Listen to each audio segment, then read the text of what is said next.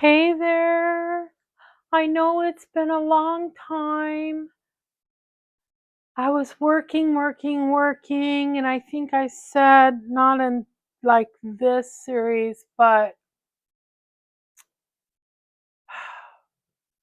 I was pet sitting in a home that had really bad energy, and I just didn't want to do anything video related in that house. Then when I got home, I pet sat somewhere else, but it was just a lot of busyness getting ready for my vacation. And then I went on vacation, went to California, visited my son and his new wife, and I'm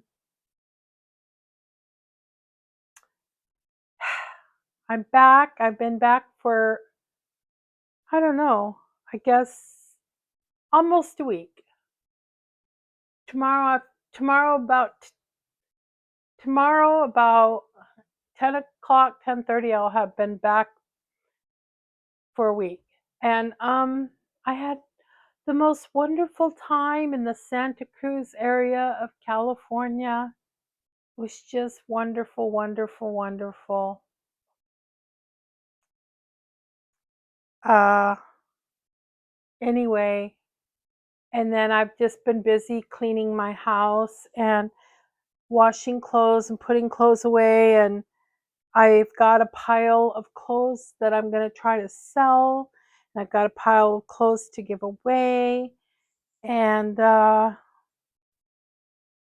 sorting stuff out because I want to slowly get myself ready to move.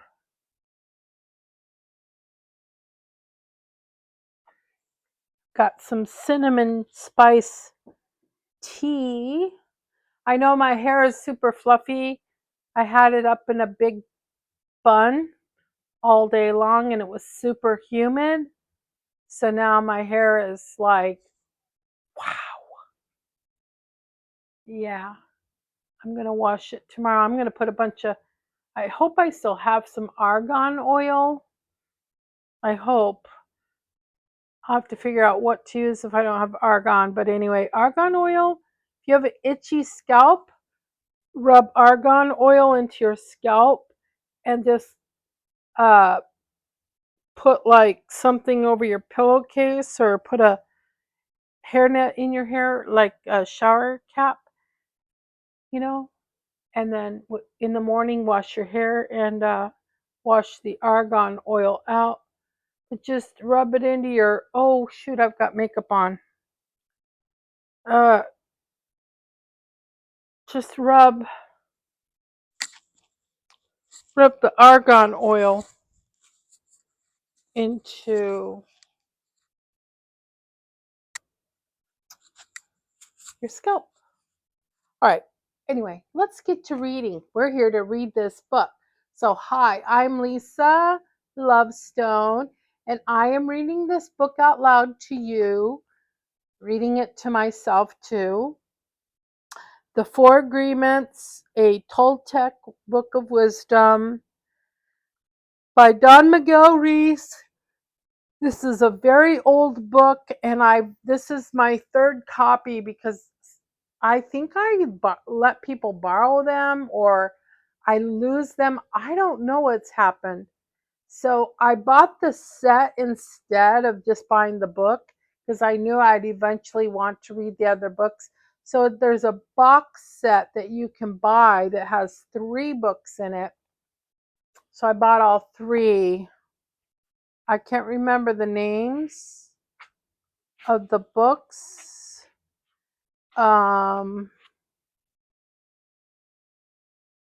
It doesn't seem to say in this book the 4 agreements.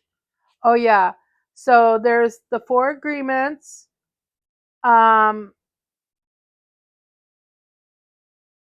There's something that's called,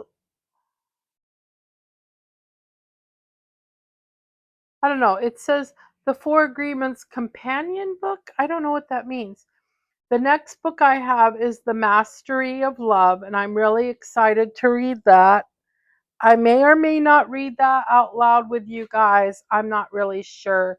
You know, it's just nobody comments or says anything. It's kind of a drag after a while.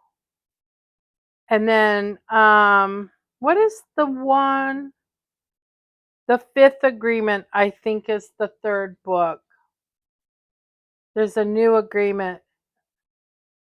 So, anyway, Don Miguel Ruiz has some great books out, and don't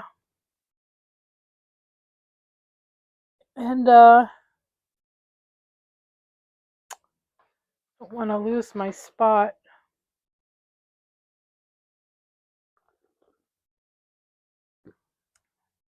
Probably my tea is strong enough.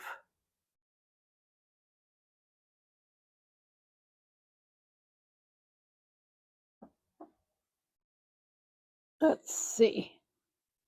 Let's put this right there, I guess. Just hang it up like this and let it air dry. If it'll stay, I don't know. See if it'll stay. I'm sorry, I'm wasting your time. Just feel free to fast forward. I'm just like, I don't know, I'm tired. I was going to do this about 25 minutes ago and realized my phone needed to be charged. My microphone needed to be charged. So it's like, okay, I'm just going to plug everything in. I'm going to go look at the moon before it goes behind the clouds.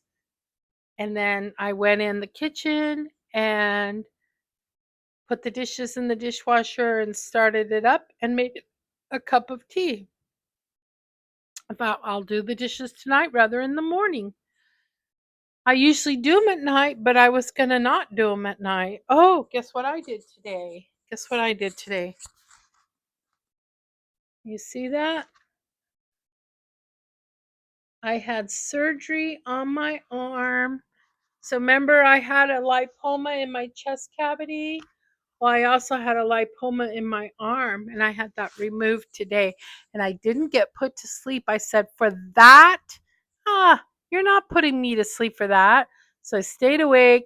When they put the local stuff in your arm, it feels like, ah. But then it's numb and it's okay. But if you can get through that, I don't know, it felt like 15 seconds of incredible pain. But I'm not getting put to sleep. Not unless I absolutely have to. All right, so let's move along. So we are on chapter 4, and this is the third agreement. So the first agreement was be impeccable with your word. The second agreement was don't take anything personally. The third agreement was don't make assumptions. Or, oh, we're not on the fourth agreement. We're on the third agreement, chapter 4. You know what? I'm really missing my mushroom matcha. I might try it again and see if my innards have straightened out. I actually didn't know I had some medicine to help me with that in the cupboard. It's actually for something else, but it also works for that. It's amazing how one medicine can help you with like 5 different things, like restless leg, anxiety, headaches. I mean, seriously. So when you get a pill for something, deep dive into it and see what else it can help you with as well. So, okay. All right, here we go. Don't make assumptions. It makes an ass out of you and me, right? The third agreement is don't make assumptions. We have the tendency to make assumptions about everything. The problem with making assumptions is that we believe they are the truth. We could swear they are real. We make assumptions about what others are doing or thinking. We take it personally, then we blame them and react by sending Emotional poison with our word. Yee.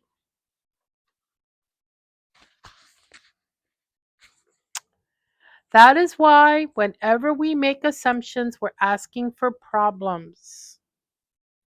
We make an assumption, we misunderstand, we take it personally, and we end up creating a whole big drama for nothing. All the sadness and drama you have lived in your life was rooted in making assumptions and taking things personally. Take a moment to consider the truth of this statement. The whole war of control between humans is about making assumptions and taking things personally. Our whole dream of hell is based on that. We create a lot of emotional poison just by making assumptions and taking it personally, because usually we start gossiping about our assumptions. Remember, gossiping is the way we communicate to each other in the dream of hell and transfer poison to one another. Because we are afraid to ask for clarification, we make assumptions and believe we are right about the assumptions. Then we defend our assumptions and try to make someone else wrong. That sounds like absolute fucking chaos. No, I'm not like that. I don't understand. I mean, I know there are people like this, but to read it like that, it just gives me a headache. I I don't I don't like to give in to gossip, and I don't like gossipers. I'm not going to say I've never gossiped. That's not what I'm saying. I'm saying I don't like to give in to gossip, and as an older woman, I think it's my job to be wise, not just old, cuz not all old people are wise. I think that it is in my best and highest interest to be wise as well, and so I research and read books and just try to figure out what I can do to make myself a better person. And you know what? Gossiping, I mean, if you're a Christian, the Bible really talks about gossiping. If you're Buddhist, there's words of wisdom about gossiping. And seriously, it is gossip and assumptions are poison, and it's always good to ask for clarification. Like when somebody says to me, um, God, what's a good one? Um, like, oh, I'm dating because I have a lot of single friends because I'm single, right? Okay. So, um, a, a lot of people, and myself included, assume that if you're dating, you must be having sex, right? Okay.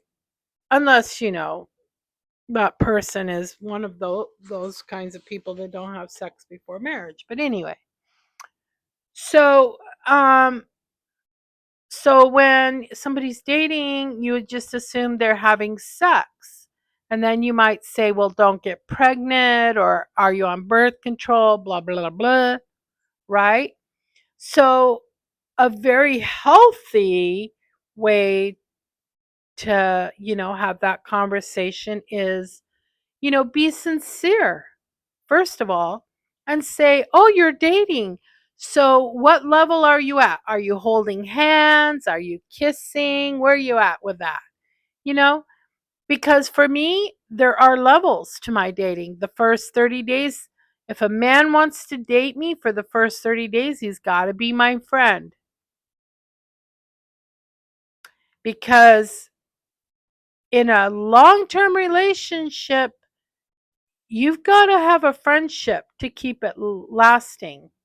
So for the first 30 days, if you can be my friend and be helpful to me and spend time with me and be kind to me and kind of compliment me as a friend, then we can start holding hands and hugging and stuff.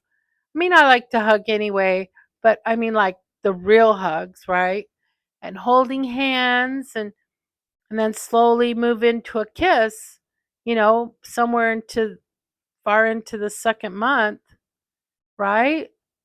So I don't assume that anymore when people are dating. I don't assume they're having sex. And it's not nice to assume that. And you know what? It's none of our fucking business, is it? It really is not. Okay, so it's always better to ask questions than to make an assumption because assumptions set us up for suffering. The big mitote, remember that word, mitote? In the human mind creates a lot of chaos, which causes us to misinterpret everything and misunderstand everything. We only see what we want to see and hear what we want to hear. We don't perceive things the way they are. We have the habit of dreaming with no basis in reality. We literally dream things up in our imagination. Because we don't understand something, we make an assumption about the meaning. And when the truth comes out, the bubble of our dream pops and we find out it was not what we thought it was at all. So, for an example, you're walking in the mall and you see a person you like. That person turns to you and smiles and then walks away. You can make a lot of assumptions just because of this one experience. With these assumptions, you can create a whole fantasy, and you really want to believe this fantasy and make it real. A whole dream begins to form just from your assumptions. And you can believe, oh, this person really likes me. In your mind, a whole relationship begins from that. Maybe you even get married in this fantasy land. But the fantasy is in your mind, in your personal dream. Making assumptions in our relationships is really asking for problems. Often we make the assumption that our partners know what we think and that we don't have to say what we want. We assume they are going to do what we want because they know us so well. If they don't do what we assume they do, wait, if they don't do what we assume they should do, we feel so hurt and say, you should have known, right? They can't hear your thoughts and you probably can't hear theirs. So, how could they possibly know? Always ask for what you need, always ask for what you want. Another example, you decide to get married and you make the assumption that your partner sees marriage the same way you do. Then you live together and find out it's not true. This creates a lot of conflict, but you still don't try to clarify your feelings about marriage. The husband comes home from work and the wife is mad, and the husband doesn't know why. Maybe it's because the wife made an assumption. Without telling him what she wants, she makes an assumption that he knows her so well, that he knows what she wants, as if he can read her mind. She gets so upset because he fails to meet her expectations. Making assumptions in relationships leads to a lot of fights, a lot of difficulties, and a lot of misunderstandings with people we supposedly love. In any kind of relationship, we can make the assumption that others know what we think, and we don't have to say what we want. They are going to do what we want because they know us so well. If they don't do what we want, what we assume they should do, we feel hurt and think, how could you do that? You should know. I feel like I already read that line. It is very interesting how the human mind works. We have the need to justify everything, to explain and understand everything in order to feel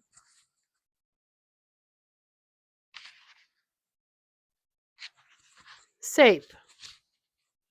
Let me just grab a quick drink.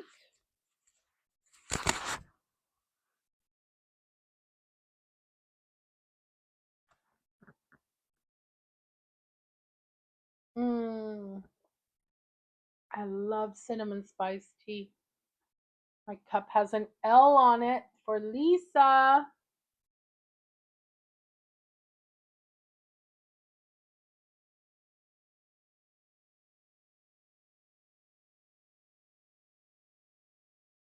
Mm, yummo. Yummo, yummo, yummo.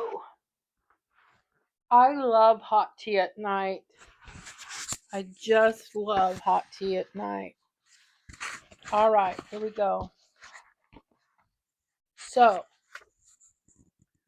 we have millions of questions that need answers because there are so many things that the reasoning mind cannot explain. It is not important if the answer is correct. Just the answer itself makes us feel safe. This is why we make assumptions. If others tell us something, we make assumptions. And if they don't tell us something, we make assumptions to fulfill our need to know and to replace the need to communicate. I have done that. I can honestly say I've done that. And it sounds crazy, doesn't it? Hmm. We make all sorts of assumptions because we don't have the courage to ask questions. These assumptions are made so fast and unconsciously most of the time because we have agreements to communicate this way. We have agreed that it is not safe to ask questions. We have agreed that if people love us, they should know what we want or how we feel. When we believe something, we assume we are right about it to the point that we will destroy relationships in order to defend our position. Doesn't that sound sad? Sounds really sad. So, if you're not aware of these things, this book can bring some awareness, I suppose, for you. This book brought a lot of awareness for me the first time I read it many years ago. I've never finished this book to the very end, though. So I'm excited to get to the very end this time. I'm committed to it because I'm doing it for you guys. We make the assumption that everyone sees life the way we do. We assume that others think the way we think, feel the way we feel, judge the way we judge, and abuse the way we abuse. Say what? This is the biggest assumption that humans make. And this is why we have a fear of being ourselves around others. Because we think everyone else will judge us, victimize us, abuse us, and blame us as we do ourselves. So even before others have a chance to reject us, we have already rejected ourselves. That is the way the human mind works. We also make assumptions about ourselves, and this creates a lot of inner conflict. I think I am able to do this. You make this assumption, for instance, then you discover you aren't able to do it. You overestimate or underestimate yourself because you haven't taken the time to ask yourself questions and to answer them. Perhaps you need to gather more facts about a particular situation. Or maybe you need to stop lying to yourself about what you truly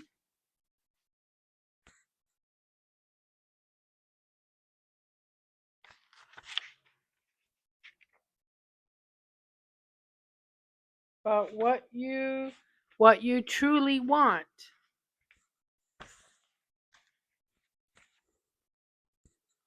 Ouch, huh? Often when you go into a relationship with someone you like, you have to justify why you like that person. No, you don't. You don't have to justify the way you feel. No. Mm-mm. Not to yourself, not to anyone. I feel this way, and that's just how I feel. End of story. I actually told a young lady that the other day. She's autistic. And she said, "Well, there goes my excuse for that." And I stopped her and I said, "No, no. You don't need an excuse to feel that way. If this is how you feel, then this is how you feel. You have a right to." It was about dating.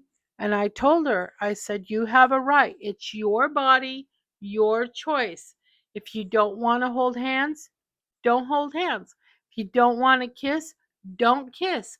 You are not obligated to do those things, and you are not obligated to find excuses for reasons why you don't." And she thought it had something to do with like her autism or whatever, uh, or being an ace. She calls herself an ace. So, I forgot what that word is when somebody's an A. What is that word?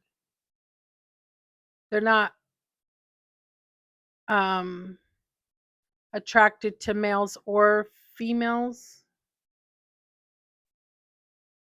Yeah, or maybe they're attracted to both or either. I get confused. I used to know these things. I can't. I'd have to relearn them. Anyway, I just told her, "Hey, you have bodily autonomy. You don't have to have an excuse for not wanting to do something." And she's like, "Okay." So yeah. Anyway, la la la la la la la. You only see what you want to see, and you deny there are things you don't like about that person. You lie to yourself just to make yourself right. Then you make assumptions, and one of the assumptions is, "My love will change this person." That is a very dangerous slope to be on. Don't ever think that. But this is not true. Your love will not change anybody. If others change, it's because they want to change, not because you can change them. Now, is it true that knowing somebody makes you want to be a better person? Absolutely. But it still isn't their love making you change. It's their love making you want to change because being around them makes you feel like you want to be a better person. It's still your choice, not theirs. I hope you understand the difference. So then something happens between the two of you and you get hurt. Suddenly you see that what you didn't want to see before, only now it is amplified by your emotional poison. Now you have to justify your emotional pain and blame them for your choices. No, you don't have to justify your pain. You don't have to justify your feelings. No, this is how I feel. End of story.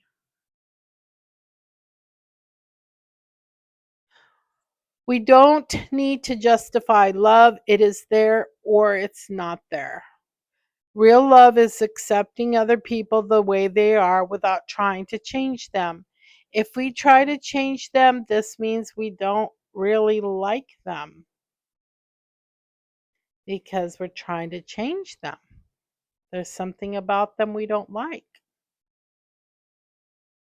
And you have to like the whole person. And then if you love them, love the whole person. Of course, if you decide to live with someone, if you make that agreement, it is always better to make that agreement with someone who is exactly the way you want them to be. Find someone whom you don't have to change at all. It is much easier to find someone who is already the way you want them.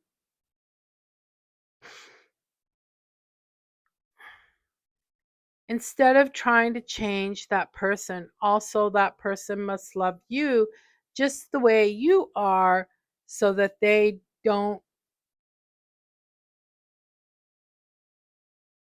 have to change you at all. If others feel that they have to change you, that means they really don't love you just the way you are. So why be with someone if you're not the way they want you to be? We have to be what we are, so we don't have to present a false image. If you love me the way I am, okay, take me. If you don't love me the way I am okay. Bye bye. Find someone else. It may sound harsh, but this kind of communication means the personal agreements we make with others are clear and impeccable. Be impeccable with your word. Say what you mean. No dilly dally, no bullshit. But always say it with kindness if you can. Just imagine the day that you stop making assumptions with your partner and eventually with everyone else in your life. Your way of communicating will change completely, and your relationships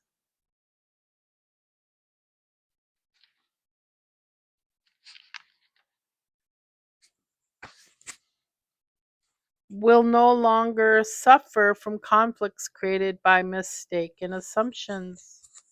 The way to keep yourself from making assumptions is to ask questions. Make sure the communication is clear. If you don't ask, have the courage to ask questions until you are clear as you can be. And even then, do not assume you know all there is to know about a given situation. Once you hear the answer, you will not have to make assumptions because you will know the truth.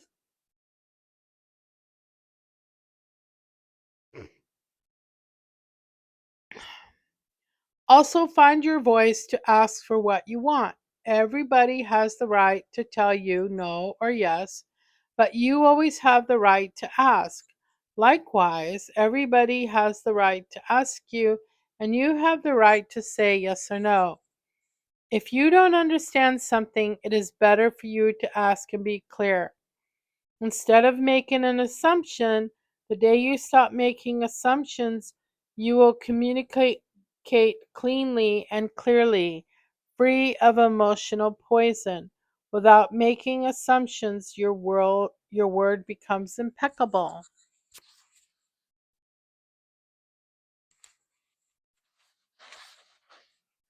With clear communication, all of your relationships will change, not only with your partner, but with everyone else. You won't need to make assumptions because everything becomes so clear. This is what I want. This is what you want. If we communicate in this way, our word becomes impeccable. If all humans could communicate in this way with impeccability of the word, there would be no wars, no violence, no misunderstandings. All human problems would be resolved if we could just have good, clear communication. This then is the third agreement. Don't make assumptions. Just saying this sounds easy, but I understand that it is difficult to do. It is Difficult because we so often do exactly the opposite. We have all these habits and routines that we are not even aware of. Becoming aware of these habits and understanding the importance of this agreement is the first step. But understanding its importance is not enough. Information or an idea is merely the seed in your mind. What will really make the difference is action.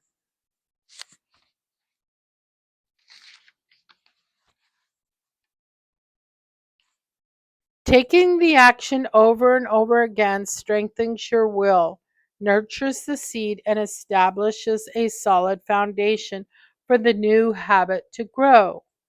After many repetitions, these new agreements will become second nature, and you will see how the magic of your world transforms you from a black magician into a white magician. A white magician uses the word for creation, giving, sharing, and loving. Remember that our words create, right? They can destroy or create. We want to create.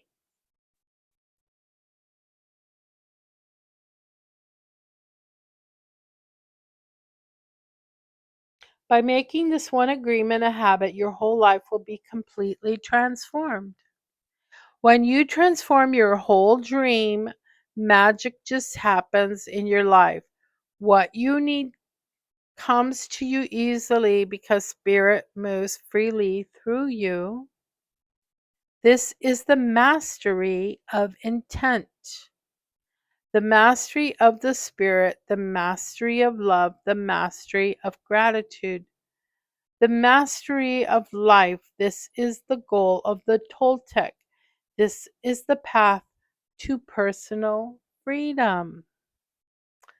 Okay, so that's the end of chapter 4. The end of the third agreement. Don't make assumptions. I can't believe we got through that whole chapter. Hip hip hooray! So, alrighty then. Well, I've got a mosquito in my house and I can't get rid of it.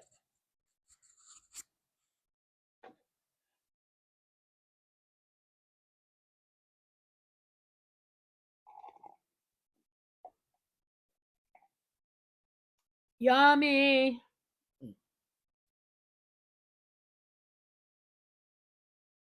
Okay, people, I wish you to have a beautiful week. I don't know if I'm going to be on here tomorrow night because I won't be home. I'll be pet sitting. I don't know if I'm bringing my stuff.